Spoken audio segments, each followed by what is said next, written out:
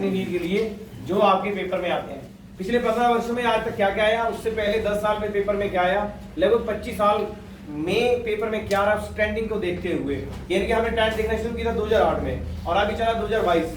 तो उसके ट्रेंड में जो जो रासायनिक विज्ञान से आज तक आता है उसके ऊपर हम बात करेंगे। सबसे कम अगर अग्निवीर में क्वेश्चन आते हैं तो रासायनिक विज्ञान से आते हैं, लेकिन बहुत महत्वपूर्ण क्वेश्चन उसमें आते हैं। टॉपिक बड़े महत्वपूर्ण है। सबसे पहला रासायनिक विज्ञान जो है वो है जो पदार्थों के गुण संगठन संरचना के साथ जुड़ा हुआ है, उसे हम बोलते हैं रासायनिक विज्ञान। क्या बोलते हैं? रासायनिक विज्ञान। दूसरी बड़ी बात है पदार्थ। सबसे पहली बात आती है पदार्थ और उसकी प्रकृति। दुनिया में कोई भी वस्तु जो स्थान घेरती है उसे हम बोलते हैं पदार्थ। क्या बोलते हैं? पदार्थ। इसका द्रव्यमान होता है, संरचना में परिवर्तन को विरोध करती है, उसे कहते हैं पदार्थ। पदार्थ के जो रूप है वो 3 रूप होते हैं। उसके रूप है ठोस, द्रव और गैस। क्या है? ठोस, द्रव और गैस। दोस्तों ठोस, द्रव, गैस में अगर यहां से हम प्रश्न को देखें तो मैंने एक कहा ठोस, एक कहा मैंने ठोस, एक कहा मैंने द्रव। तो ठोस का क्या रहता है, एक निश्चित जो है इसका आकार होता है, निश्चित इसका आकार है और निश्चित इसका आयतन है और निश्चित इसका जो है भार, जिसे हम हम भार बोलेंगे। और वैसे ही द्रव्य जो है उसका एक निश्चित आकार नहीं है, द्रव्य का निश्चित आकार नहीं है, लेकिन उसका एक ना तो निश्चित उसकी शेप है। इसके मद्देनजर ये पदार्थ होता है, जो भी दुनिया में जो भी वस्तु होती है जो जगह घेरती है उसे हम क्या बोलते हैं? पदार्थ। इसके 3 रूप आपके सामने, ठोस, द्रव और गैस। ठोस पदार्थ भौतिक अवस्था जिसका आकार एवं आयतन दोनों निश्चित होते हैं, ठोस कहलाते हैं, जैसे लोहे की छड़, लकड़ी इत्यादि। द्रव क्या है? जिसका ना तो भौतिक अवस्था में जिसका आकार अनिश्चित है, आयतन निश्चित होता है, लेकिन आयतन क्या होता है? निश्चित। जैसे दूध गिलास में डालो तो गिलास के आकार का हो जाएगा, सुराही में डालो तो सुराही के आकार का हो जाएगा, आप फनल में डालो तो फनल के आकार का हो जाएगा। इसकी कोई निश्चित शेप नहीं है, लेकिन इसका निश्चित आयतन है। लेकिन गैस एक ऐसा इसका ऐसा पदार्थ का वो भौतिक अवस्था है गैस, जिसका ना तो निश्चित आकार है ना तो निश्चित उसकी आयतन है, उसे हम क्या बोलते हैं? गैस। जैसे हवा, ऑक्सीजन, नाइट्रोजन, ये सारे के सारे गैसी पदार्थ। पदार्थ के तीनों भौतिक अवस्थाओं में निम्न रूप से साम्य होता है, ठोस, द्रव, गैस। जैसे उदाहरण जो तीनों अवस्थाओं में पाया जाता है, ये क्वेश्चन पेपर में आ चुका है। पदार्थ कोई ऐसा पदार्थ बताइए जो तीनों अवस्थाओं में पाया जाता है। सबसे पहले नंबर पे किसका नाम होता है? जल। किसका नाम होता है? जल। पानी को बर्फ भी मिलता है, गैस में भी मिलता है और साथ में द्रव में मिलता है जो हम पीते हैं। तत्व अगला जो पदार्थ की चौथी अवस्था प्लाज्मा, दैट इज इंपॉर्टेंट। पदार्थ की चौथी अवस्था क्या होती है? प्लाज्मा। एवं 5वीं अवस्था होती है बोस आइंस्टीन कॉन्सेप्ट, यानी कि आप सीधा याद रखें पदार्थ की चौथी अवस्था है प्लाज्मा। क्या है? प्लाज्मा। और ये प्लाज्मा आपके कहां पाया जाता है? रक्त में। कहां पाया जाता है? रक्त में। आगे बढ़ेंगे इसके बारे में। तत्व क्या है? तत्व वो शुद्ध पदार्थ है जिससे किसी भी भौतिक तत्व का वो शुद्ध रूप जिसके किसी भी ज्ञात भौतिक एवं रासायनिक विधियों से ना तो 2 या 2 से अधिक पदार्थों में विभाजित किया जा सकता है, ना ही अन्य सरल पदार्थों में योग से बनाया जा सकता है, जैसे सोना, चांदी, ऑक्सीजन। दोस्तों सीधा याद रखना, तत्व वो है जो ना तो बनाया जा सकता है ना तोड़ा जा सकता है, उसे हम क्या बोलते हैं? तत्व। और जैसे है सोना है, चांदी है, लोहा है, ये तत्व अपने आप में है, लेकिन इसे एक्स्ट्रा हम किसी अन्य पदार्थ से बना नहीं सकते हैं। आगे कहता है यौगिक। क्या है? यौगिक वो पदार्थ जो रासायनिक रूप से 2 या 2 से अधिक तत्वों के निश्चित अनुपात में रासायनिक संयोग से बने होते हैं, उन्हें बोलते हैं यौगिक। क्या बोलते हैं? यौगिक। इसका पहला उदाहरण है पानी। क्या है? जल। जिसे बोलते हैं जल। क्या बोलते हैं? जल। इसका फॉर्मूला H2O। क्या है? H2O। यहाँ हाइड्रोजन और ऑक्सीजन इन्होंने एक समान अनुपात बनाया और उससे क्या बन गया? पानी। क्या बन गया? पानी। मिश्रण वो है जो 2 या 2 से अधिक तत्वों के बिना अनुपात के जो भी बनता है उसे बोलते हैं मिश्रण। क्या बोलते हैं? मिश्रण। अब दोस्तों यहाँ पे हम आगे चले, उससे पहले आगे जो कॉन्सेप्ट है वो आ गया परमाणु संरचना। क्या आ गया? परमाणु संरचना। यहाँ से प्रश्न बनता है और इस प्रश्न के मद्देनजर जो प्रश्न आपके सामने बनता है वो मैं आपको बता रहा हूँ। सबसे पहले आपने देखा कि एटम, इसको क्या बोलते हैं? एटम। अब तत्व के आगे जो है कॉन्सेप्ट उसे उसने कहा कि उसे हम कहते हैं एटम। क्या बोलते हैं? एटम। ये बन गया हमारा एटम। और इस एटम में आप देखें बीच में एक जगह है, साइड में ऐसे ऐसे यहाँ पे नेगेटिव घूम रहे हैं, बीच में पॉजिटिव आपको दिखाई दे रहा है। ये 30 में जो पार्टिकल उसके ऊपर बात करेंगे। जो एटम होता है उसके बीच में गोले में, उसे हम बोलते हैं न्यूक्लियस। क्या बोलते हैं? न्यूक्लियस। इसे हिंदी में बोलते हैं नाभिक। क्या बोलते हैं? नाभिक।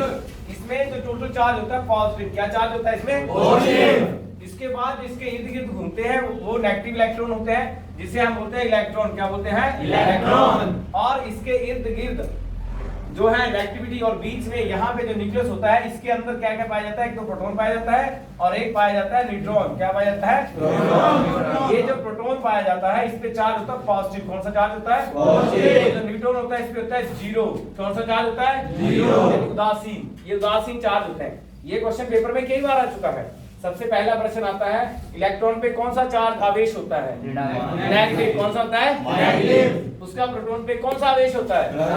पॉजिटिव। कौन सा होता है? पॉजिटिव। उसका न्यूट्रॉन पे कौन सा चार्ज होता है? जीरो। उसके बाद न्यूक्लियस पे, टोटल न्यूक्लियस पे, नाभिक पे कौन सा चार्ज होता है? पॉजिटिव। कौन सा होता है? पॉजिटिव। अब इसमें अगला प्रश्न क्या आता है, इलेक्ट्रॉन की खोज किसने की? J Thomson. किसने की? J Thomson. उसके बाद प्रोटॉन की खोज किसने की? Gold Einstein. किसने की? Gold Einstein. उसके बाद न्यूट्रॉन की खोज किसने की? James Chadwick. किसने की? James Chadwick. उसके बाद न्यूक्लियस की खोज किसने की? रदरफोर्ड। किसने की? रदरफोर्ड। ये क्वेश्चन जो मैंने अभी बात की ये बहुत बार रेपिटेशन में आ चुका है। मात्र एक ऐसा एटम, ऐसा एलिमेंट है मैं आपको बताऊं कि जो आपके इसमें जिसके ये एकमात्र एक ऐसा तत्व है जिसका नाम है हाइड्रोजन। क्या नाम है? हाइड्रोजन। क्या नाम है इसका? हाइड्रोजन। हाइड्रोजन एक ऐसा तत्व है जो कि आपके जिसका एटॉमिक नंबर है 1। इसका मतलब इसमें क्या है, एक इलेक्ट्रॉन है जो यहां दिखाई दे रहा है और एक इसमें क्या है? प्रोटॉन। एक ही क्या है? प्रोटॉन। एक ही इलेक्ट्रॉन है और एक ही क्या है? प्रोटॉन। ये पूरी तत्व सारणी में एक ऐसा तत्व है जिसके नाभिक में कोई भी न्यूट्रॉन नहीं है। यहाँ न्यूट्रॉन क्या है? जीरो। क्या है? जीरो। ये पूरे के पूरे तत्व सारणी में, इसीलिए तत्व सारणी में सबसे ऊपर यही तत्व रखा गया है जिसका नाम है हाइड्रोजन। क्या है? हाइड्रोजन। हाइड्रोजन एक ऐसा तत्व है जिसमें जो है किसी प्रकार का कोई भी न्यूट्रॉन पाया नहीं जाता है।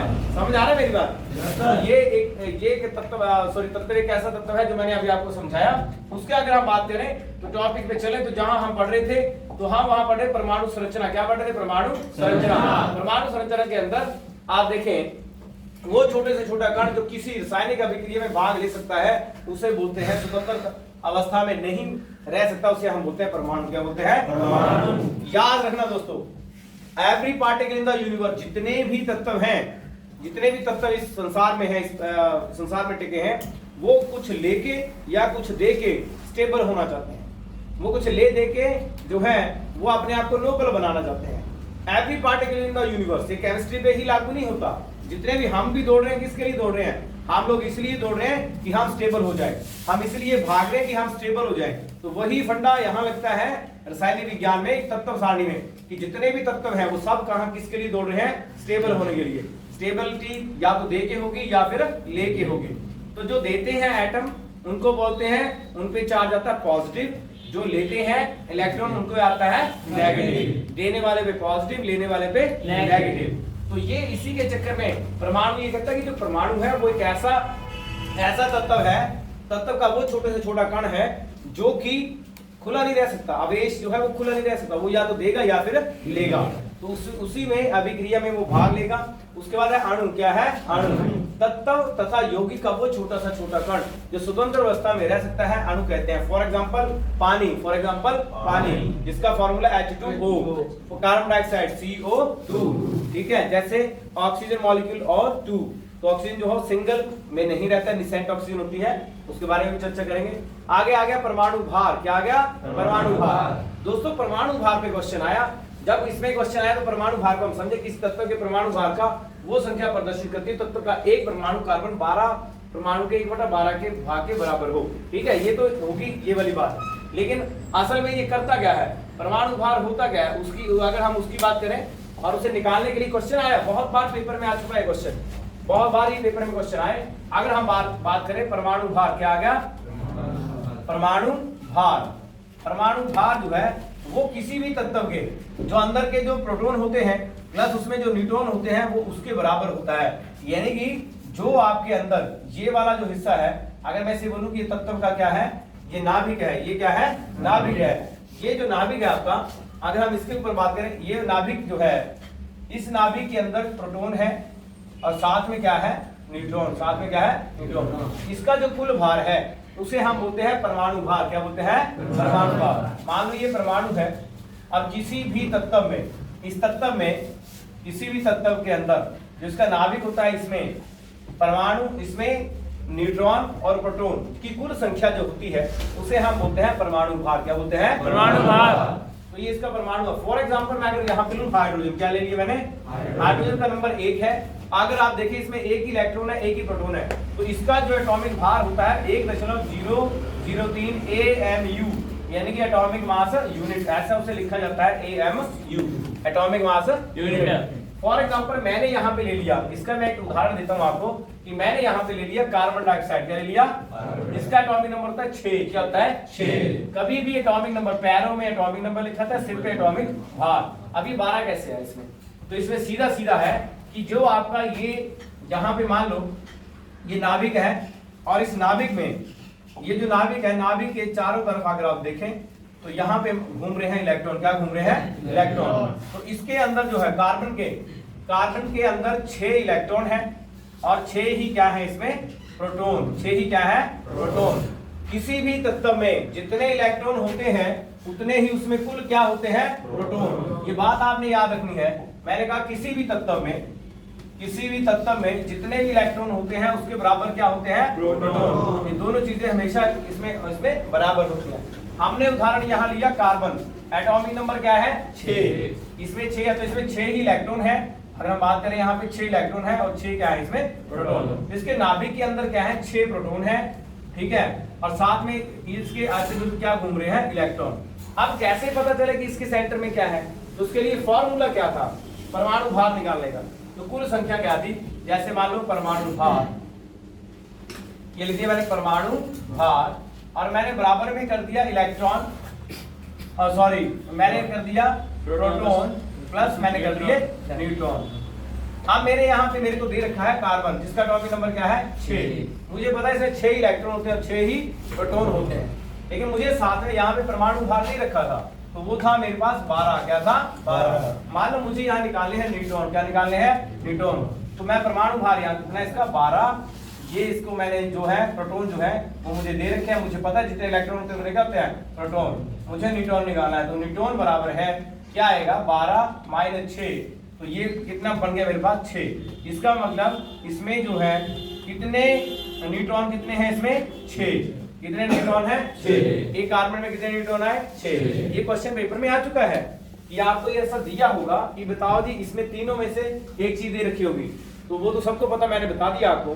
किसी भी तत्व में जो उसका नंबर होता है परमाणु संख्या, वही उसके इलेक्ट्रॉन होते हैं, वही उसके क्या होते हैं? प्रोटॉन होते हैं। अब मैं फिर से एक बार आपसे रिपीट करवा रहा हूं कि किसी तत्व का परमाणु संख्या जो है, जैसे फॉर एग्जांपल एक और एग्जांपल दूं, यहाँ पे लिख दिया नाइट्रोजन। क्या लिख दिया? नाइट्रोजन। अब नाइट्रोजन का एटॉमिक परमाणु संख्या कितनी है? 7। मैंने कहा किसी भी तत्व के पैरों में लिखी जाती है परमाणु संख्या। क्या लिखी जाती है? परमाणु संख्या। और सिर के ऊपर लिखा जाता है परमाणु भार। क्या लिखा जाता है? परमाणु भार। ये लिखा जाता है। तो फॉर एग्जांपल नाइट्रोजन की अगर मैं बात करूं तो नाइट्रोजन में पैरों में 7 और लगभग इससे 2 गुना होता है। किसी भी तत्व का भार उससे 2 गुना होता है लगभग। ये साइंटिफिकली निकाला हुआ है मैंने ऑलरेडी, ऐसे यहाँ पे लिख दिया। अगर आपको ये बताना हो कि नाइट्रोजन में कितने न्यूट्रॉन है, अगर आपको ये बताना हो तो उसके लिए आप क्या फार्मूला लगाएंगे? सीधा ही आप सीधा लिखेंगे परमाणु भार। ठीक है, परमाणु भार बराबर है प्रोटॉन प्लस न्यूट्रॉन। तो आपको यहाँ पे परमाणु भार पता है 14 है, प्रोटॉन आपको पता है, मैंने पहले बोल दिया कि जो उसकी परमाणु संख्या है वही उसका इलेक्ट्रॉन है, वही उसका प्रोटॉन है। तो यहाँ पे ये कितना आ गया? 7 प्लस यहाँ पे क्या आ गया? न्यूट्रॉन। तो मेरे पास यहाँ पे न्यूट्रॉन पे क्या बच गया? 14 माइनस 7 बराबर है 7। तो न्यूट्रॉन की संख्या कितनी आई? 7। कितनी आई दोस्तों? 7। तो बस ये इसका ऐसे क्वेश्चन आर्मी में आ चुके हैं, तो आपने इसको भी यहाँ पे लगातार जो है आपने करते रहना। आगे हम चले इसी के आगे हम पढ़े यहाँ पे, तो हम पढ़ेंगे यहाँ पे मोल धारणा। क्या पढ़ेंगे? मोल धारणा। एक मोल कॉन्सेप्ट में मोल है क्या? किसी भी तत्व में कितनी संख्या पाई जाती है, कितने परमाणु पाए जाते हैं, क्या उसमें सूत्र संख्या क्या है, पदार्थ की वो राशि जिसमें पदार्थ के इकाई सूत्रों की संख्या उतनी ही है जितनी शुद्ध कार्बन 12 इसोटोप के ठीक 12 ग्राम में परमाणु